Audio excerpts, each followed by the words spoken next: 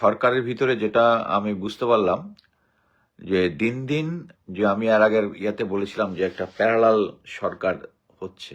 আহ, একটা হচ্ছে ইউনূস সরকার, একটা হচ্ছে জেনারেল ওয়াকার সরকার।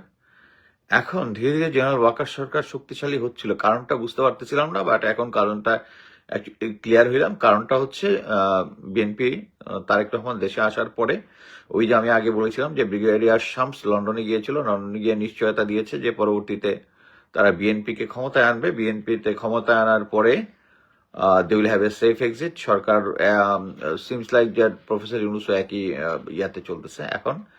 এই অবস্থায় যে তাদের জন্য একটা গলার কাটা হচ্ছে যে হাদির যে আম, হাদির হত্যাকারী যে ইয়াটা চলতেছে এখন, সরকার নাকি আগামী 2 দিনের মধ্যে এটা কন্ট্রোল করে ফেলবে এবং দে আর ভেরি কনফিডেন্ট। এবং আমি একটা বিশ্বস্ত সূত্রে জানলাম যে মাহমুদুর রহমান ভাই নাকি এই ইয়াতে যায় নাই গতকালকেও, এবং উনি এখান থেকে ব্যাক আপ করতেছে, এরকম একটা কিছু শুনছি। হওয়ার কথা না, আমি বিশ্বাস করতে চাই না। আমি মনে করি যে উনি হয়তো বা ব্যস্ত আছেন বিভিন্ন কাজে, এই জন্য আসেননি।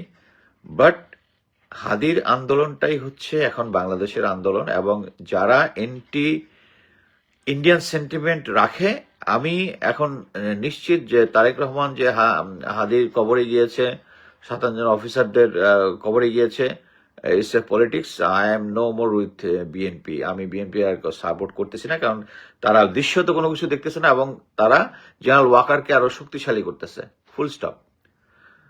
এখন দেখা যাক এনসিপি, জামাত, আমি আমার বাস্তব ধর্মী আমার কাছে যেটা মনে হয় সেটাই করবো, বাট আমি বিএনপিকে সাপোর্ট করতেছি না। Full stop. Thank you.